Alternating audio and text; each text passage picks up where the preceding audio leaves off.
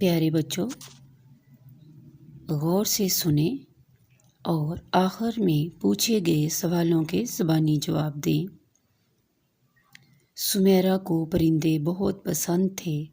اس کا دل چاہتا کہ وہ پرندوں کو دانہ کھلائے، لیکن سمیرا ایسا نہیں کر سکتی تھی۔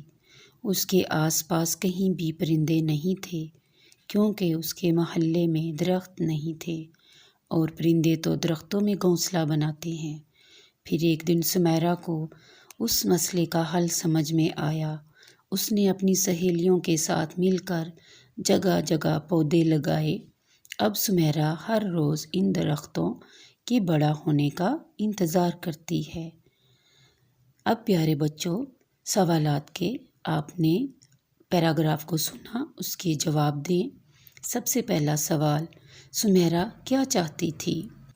سوال نمبر 2، سمیرا پرندوں کو دانہ کیوں نہیں کھلا سکی؟ سوال نمبر 3، پرندے کہاں گھونسلے بناتے ہیں؟ آخری سوال، سمیرا کو اب کس کا انتظار ہے؟